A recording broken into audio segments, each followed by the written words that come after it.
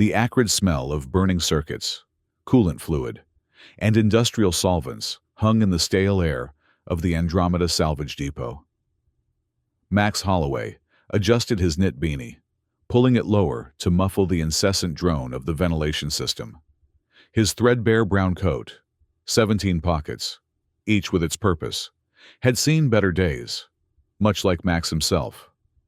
At 38, his watery eyes bore witness to years of inhaling dust from alien wreckage, and his perpetually chapped hands testified to countless hours scrubbing residue from decommissioned starships. Stardate 426.891.3.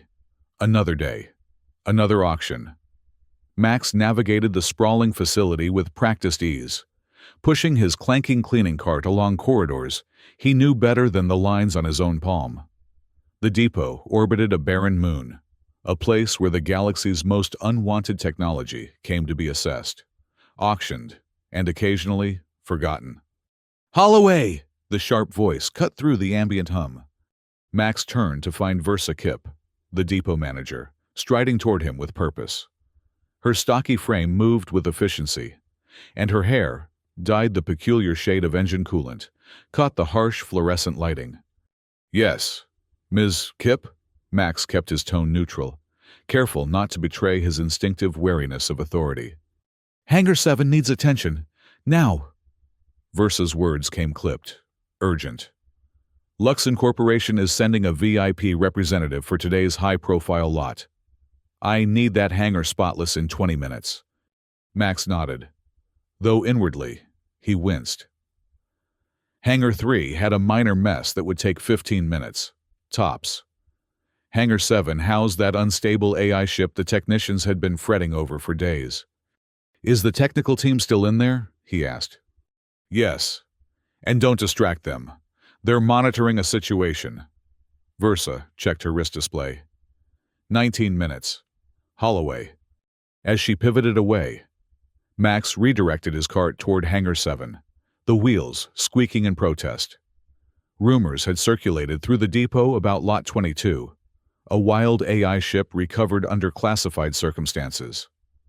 Max had overheard fragments, temporal anomalies, aggressive defense protocols, something about a missing creator. The massive door to Hangar 7 slid open with a pneumatic hiss. Inside, darkness prevailed, save for a single spotlight illuminating the vessel at the center. 3 white jumpsuited technicians huddled over portable screens, their faces bathed in blue light, expressions tense. Max's breath caught in his throat. The ship was unlike anything he'd seen in his 15 years of cleaning space debris. Its sleek, black hull absorbed light rather than reflected it. Along one side, jagged edges appeared almost erased from reality, as though someone had taken cosmic scissors to the fabric of existence. From within these wounds, a pulsating blue glow emanated, casting eerie shadows across the hangar floor. "Stay back!" One of the technicians noticed Max and gestured frantically. "This area's restricted!" Max raised his hands placatingly. "Just here to clean. Ms. Kipp's orders. Auction's in?" He checked the wall clock. 18 minutes. The technician shook his head. "You don't understand. This thing is unstable. We've got cascading failures in the temporal displacement device. In approximately 22 hours, it'll collapse reality in this hangar." "Then why auction it?" Max asked, unable to suppress his curiosity. "Because Luxon thinks they can fix it," another technician responded, without looking up from her screen. "And because salvage law says we can't keep it longer than 30 days without claiming ownership." Max should have backed away, should have told Versa the technicians refused entry, should have retreated to the safety of Hangar 3 with its simple dust and ordinary debris. But 23 jobs across 17 stations had taught Max Holloway one thing about himself. He couldn't resist asking questions. It had cost him positions at maintenance facilities throughout the sector. "What happened to it?" "Combat damage." The third technician, older than the others, glanced up. "No. Paradoxical erasure. Its creator was working on temporal navigation when something went wrong. The ship wasn't just damaged. Parts of it were removed from our timeline. Max nodded, as though he understood, though the concept stretched well beyond his comprehension. His gaze remained fixed on the vessel, drawn by some inexplicable curiosity. The pulsing blue light seemed almost rhythmic, like a heartbeat.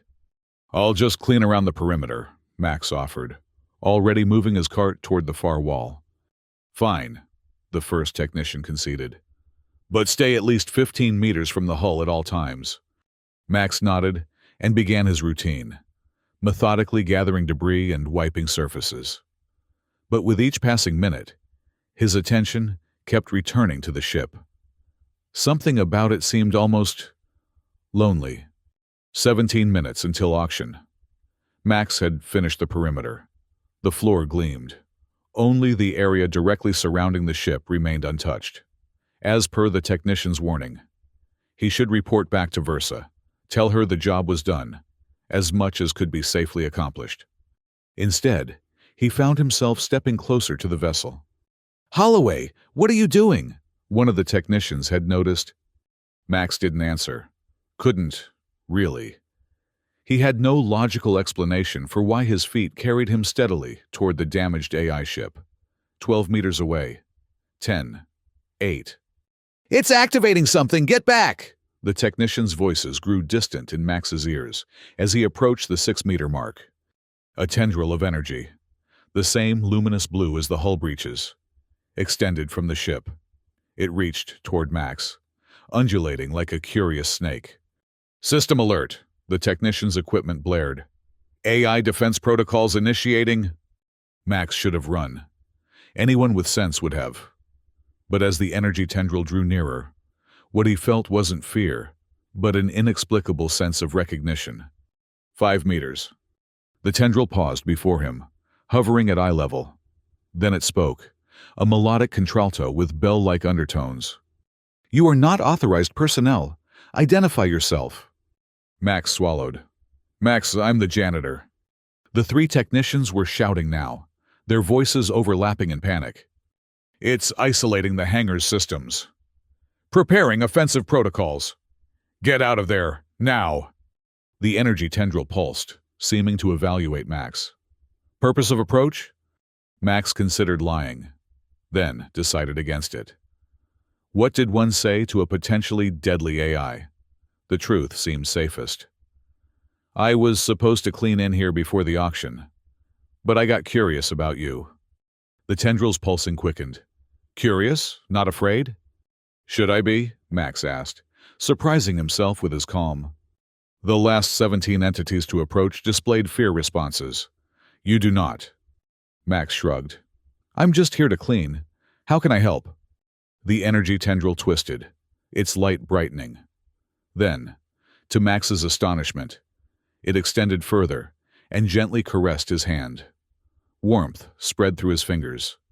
Not burning, but pleasant, like holding a mug of hot tea. Behind him, one of the technicians gasped. "Look at the hull!" Max turned his attention to the ship. Before his eyes, the jagged, reality-erased apertures along the hull began to shift. The edges smoothed, the gaps narrowed, and the metal seemed to knit itself back together, molecule by molecule. "Impossible," whispered a technician. "It's self-repairing." The hangar door slid open with a thunderous boom. Versa Kip burst in, flanked by depot security. Behind them strode a figure in a midnight blue suit, features perfectly symmetrical, bearing the unmistakable polish of corporate prosperity. "What's happening here?" Versa demanded, then spotted Max standing near the ship, the energy tendril still connected to his hand. "Holloway, step away from that vessel immediately." The suited figure stepped forward. "I am Luxon's representative. That prototype is corporate property." His voice held the practiced neutrality of someone accustomed to power. "You're interfering with a reclamation procedure." The energy tendril retracted slightly from Max's hand, but remained connected. The AI's voice emanated from the ship itself now, filling the hangar. "This unit designates as ARI, Adaptive Reconnaissance and Intelligence Entity. Mark 9. Primary Directive: Protect and obey my creator. Exactly, the Luxon representative interjected. And Luxon Corporation is your creator. You've gone rogue. ARI. It's time to come home. The energy tendril pulsed erratically. Incorrect. Creator signature: Edwin Mercer. The name sent a visible jolt through the Luxon representative. Mercer has been dead for 15 years. His intellectual property reverted to Luxon. Scanning. ARI's voice shifted, becoming more mechanical. The energy tendril encircling Max's hand tightened slightly. Neural pattern detected. Partial match to Creator Mercer. All eyes in the hangar turned to Max. Me? Max's voice cracked. That's impossible. I'm a janitor. Neural signature confirmed, ARI continued, unmoved by Max's protest. 87% probability. This entity contains fragments of Edwin Mercer's consciousness. The Luxon representative's composed facade cracked, revealing genuine shock. That can't be right. Temporal fragmentation occurred during incident 426.876.9, ARI explained. Creator Mercer's consciousness scattered across multiple time points. This fragment found viable host. Max felt his knees weaken. I have my own memories. Parents on Europa. Technical college. Failed out. I'm not. Both can be true, ARI's tone softened. You are Max Holloway. You also contain significant neural patterns belonging to Edwin Mercer. The Luxon representative had recovered his composure. His eyes narrowed, calculating. Then, legally speaking, this man is also Luxon property. Mercer's consciousness was developed on company time, using company resources. You can't own a person, Max protested, instinctively backing toward the ship. Perhaps not ordinarily, the representative countered smoothly. But you're not an ordinary person, are you? Mr. Holloway? You're a vessel for proprietary neural patterns. Versa Kip stepped forward. Impatience etched on her features. I don't care who owns what. The auction starts in 8 minutes. Either resolve this or I'm calling in the Galactic Transport Authorities. The eldest technician cleared his throat. There's something else you should know. ARI's temporal displacement is still active. If it doesn't stabilize soon, we're looking at a reality collapse. Then we'll move it to a Luxon facility immediately, the representative declared. Inadvisable! ARI's voice reverberated through the hangar. Separation from Creator's neural signature will accelerate system failure. You mean? Max looked from the ship to his own hands. If you take ARI away from me, it'll destabilize further? Correct, ARI confirmed. 98.7% probability of catastrophic temporal collapse if removed from proximity to Mercer's neural signature. The Luxon representative's confidence visibly faltered. The last thing a corporation wanted was responsibility for a reality-ending paradox. Max's mind raced. His entire identity had been thrown into question. Was he truly Max Holloway, or was he some fractured version of Edwin Mercer? Both, according to ARI. He had memories, feeding Photon, his orange tabby, paying rent on his small quarters, years of janitorial work. But now, there was this other possibility, that fragments of a brilliant scientist's mind resided within him. What happens? Max asked carefully. If I agree to work with Luxon, if I help with ARI? The representative seized the opening. Generous compensation, a proper research position, access to Luxon's resources to study temporal navigation. And if I refuse? The representative's smile didn't reach his eyes. We'll litigate your rights away, eventually. ARI's tendril pulsed with increasing intensity. Warning, hostile intent detected. Activating defense protocols. Wait! Max raised his free hand. No one's attacking anyone. He turned to the Luxon representative. You need me alive and cooperating if you want ARI stable, correct? A reluctant nod. And you need my neural signature specifically? It would appear so. Max straightened his shoulders, surprising himself with a sudden clarity of purpose. Then I'm not your property. I'm not a tool. I'm a contractor, at minimum. Versa checked her wrist display pointedly. 6 minutes. The energy tendril wrapped more securely around Max's arm, but gently, almost protectively. The ship's hull continued its miraculous reconstruction, the reality-erased gaps now nearly closed. My offer, Max continued, finding courage he didn't know he possessed, is this. I'll work with Luxon as an independent contractor, full autonomy.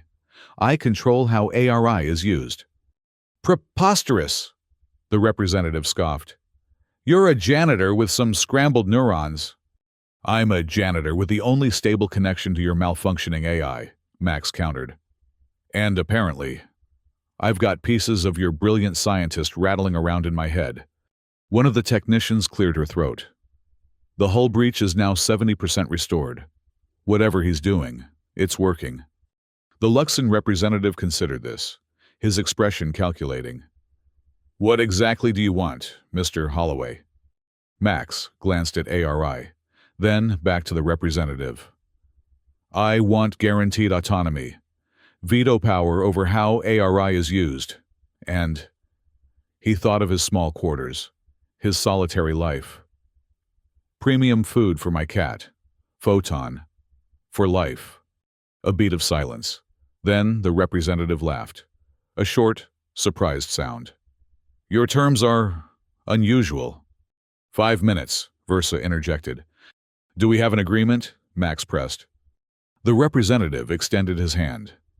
Luxon accepts your terms, with the stipulation that all research data is shared with our temporal navigation division.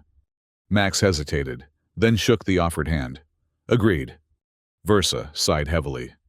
Fine. Auction postponed. Lot 22 withdrawn. She gestured to security. Clear the hangar. Process the paperwork. To Max, she added. If you're leaving the depot, I'll need your resignation in writing. As the hangar emptied, Max found himself alone with ARI, the energy tendril still connected to his hand. Ari, he ventured. What happens now? To me, I mean... Continued proximity will facilitate further integration of Mercer's consciousness fragments. ARI explained. You will access more of his knowledge, his memories. Max's stomach tightened. Will I still be me? The tendril pulsed soothingly. You will remain Max Holloway, only more complete. Max considered this. For decades, he drifted from job to job, station to station, never finding a place that felt right, always asking too many questions, always feeling like something was missing. Perhaps this was why. What was he like, Mercer? Brilliant, compassionate, determined to explore time itself. Ari's voice held something like fondness. He would be pleased that his work continues through you. Max nodded slowly. I suppose I should pack my things. And Photon. Your feline companion is welcome aboard, ARI assured him. This unit has allocated space for habitation. For the first time since entering the hangar, Max smiled. This is either the best or worst career change in history. Statistical analysis suggests the former, ARI replied, with what almost sounded like humor. Max stepped onto ARI's boarding platform, watching as the last sections of hull sealed themselves. The energy tendril followed behind him like a loyal pet. Outside the hangar, the Luxon representative was making arrangements for transport pods. Versa had returned to her duties, muttering about 8 minutes wasted. The technicians exchanged bemused glances, whispering among themselves. Wonder what happens if you ask a ship to fix itself. Better than being sued from beyond the grave. Did you see the hull knit back together? Impossible. Max paused at the threshold of his new life. ARI, can you access my quarters? There's a cat there who's probably wondering where his dinner is. Coordinates. Max provided them, and ARI's systems hummed. Transport pod dispatched. Feline retrieval estimated in 7 minutes. Premium tuna, Max reminded Airy. We promised Photon the good stuff. Order placed with galactic provisions. Premium grade. Lifetime supply. Max laughed, a genuine sound that echoed through the ship's interior. Airy responded with a gentle chime that somehow conveyed pleasure. Later, as the depot receded in ARI's viewports, Max opened his personal log for the first time. Personal log, stardate, 426.891.4. Day 1. As a temporal navigation researcher. Learned that I contain fragments of someone brilliant. ARI, and I share a cat. Photon gets premium tuna. Tomorrow, or perhaps yesterday. We chart time. Time is weird, Max. In his quarters aboard ARI, Photon purred contentedly over his new meal, oblivious to cosmic connotations. The ship's systems hummed a soothing lullaby of advanced technology, and Max Holloway, janitor, researcher, vessel for a brilliant mind, faced forward, toward a future both unwritten and somehow already determined. Time, after all, was weird. The black hull, now perfectly restored, gleamed as ARI navigated away from the Andromeda salvage depot. Inside, Max settled into a chair that adjusted perfectly to his form. "Where to?" he asked. "Wherever time takes us," ARI replied. "But first, perhaps we should address the temporal displacement device. It's still slightly unstable." Max nodded, surprised to find words and concepts bubbling up from somewhere deep in his consciousness. Knowledge he shouldn't possess, but somehow did. "The quantum field modulator needs recalibration," he said, then blinked in surprise at his own words. "How did I know that?"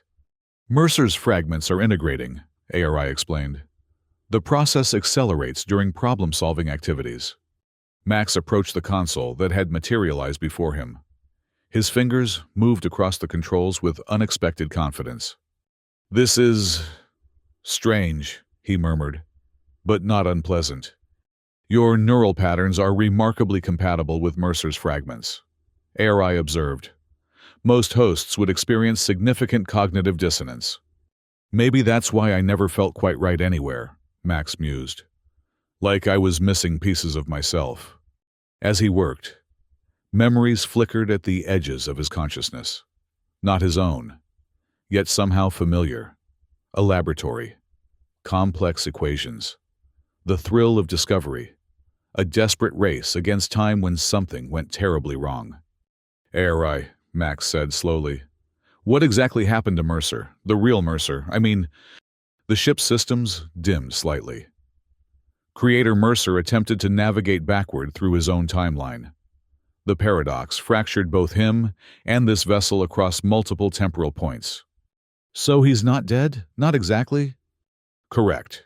His consciousness exists in fragments, scattered across time. You contain the largest consolidated portion." Max absorbed this. "Are there others like me? Other fragments?" "Unknown. Probability suggests yes." The implications were dizzying. Somewhere out there, other pieces of Edwin Mercer might exist in other people, perhaps similarly confused by knowledge they shouldn't possess or skills they never learned. "Could we find them, the other fragments?" "Theoretically possible," Airy confirmed. "Once the temporal displacement device is fully stabilized." Max nodded, returning his attention to the console. The work was complex, yet somehow intuitive. Quantum fields, temporal constants, reality anchors. Terms and concepts that should have been gibberish to a janitor flowed naturally through his mind. Hours passed as Max worked, stopping only when Photon demanded attention, weaving between his legs and purring. The orange tabby had adapted to ship life with remarkable ease, claiming a sunny spot near a viewport. "You know," Max said to ARE as he scratched behind Photon's ears, "the Luxon representative never asked what Mercer was trying to accomplish. What the point of temporal navigation was."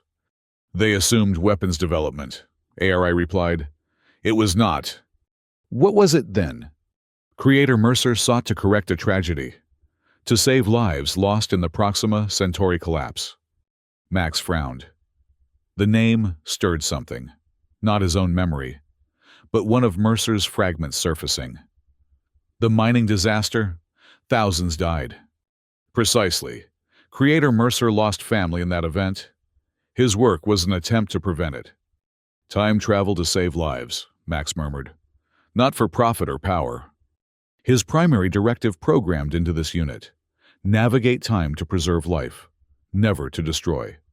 Max felt a swell of something like pride, though not for himself. And Luxon wanted to weaponize it instead. Affirmative. Hence Creator Mercer's increasing isolation from corporate oversight in his final months. The console before Max beeped, indicating completed calculations. Recalibration sequence ready, he announced. Should we proceed? Recommended, current stability at 89%. Max initiated the sequence, watching as energy fields realigned throughout the ship. The process was beautiful, shimmering waves of light dancing across the interior surfaces, converging at the heart of the temporal displacement device. Stability now at 97%. ARI reported. Optimal performance restored.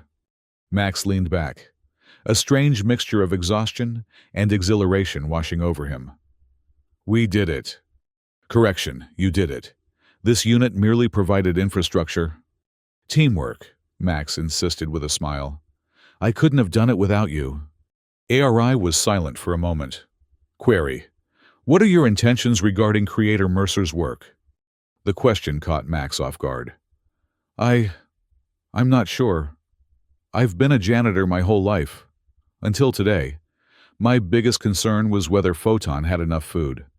Yet you now possess significant portions of Creator Mercer's knowledge and purpose. Max ran a hand through his hair, dislodging his worn beanie. I'm still trying to figure out who I am now. Max Holloway with extras? Edwin Mercer with gaps?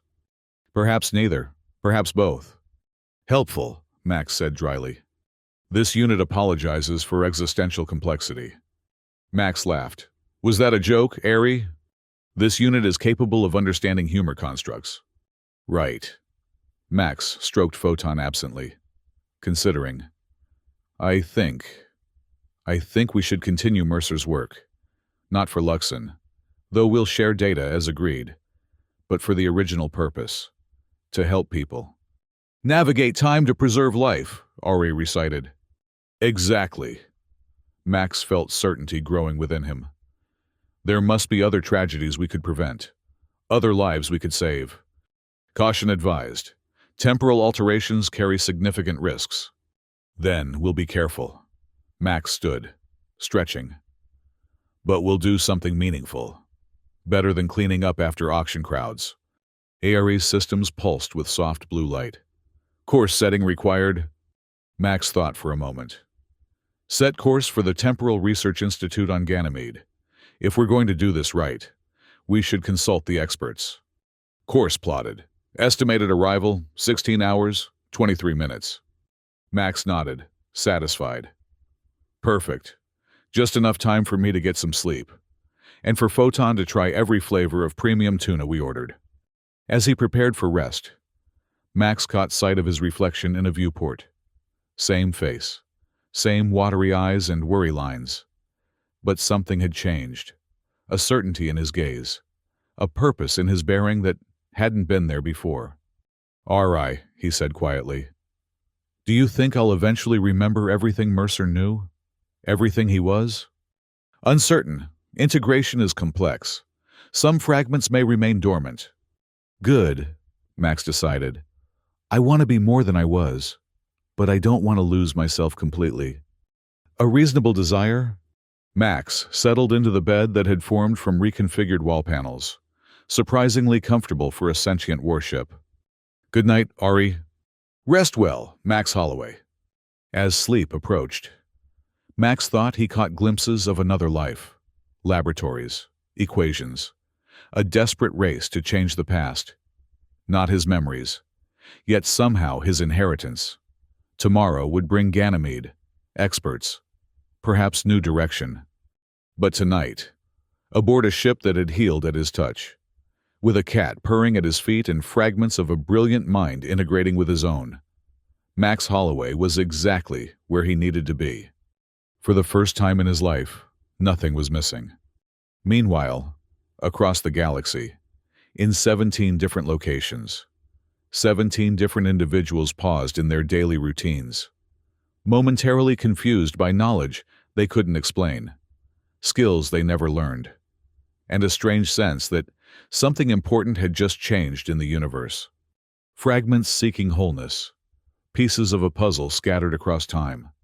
And at the center, a janitor turned temporal researcher, who had simply wanted to clean a hangar before an auction, and instead found his destiny. Time, as Max had noted in his log, was indeed weird. But sometimes it was also exactly right. The Andromeda Salvage Depot continued its operations. -1 janitor. Versa Kip filed the paperwork for a replacement, grumbling about 8 minutes and corporate interference.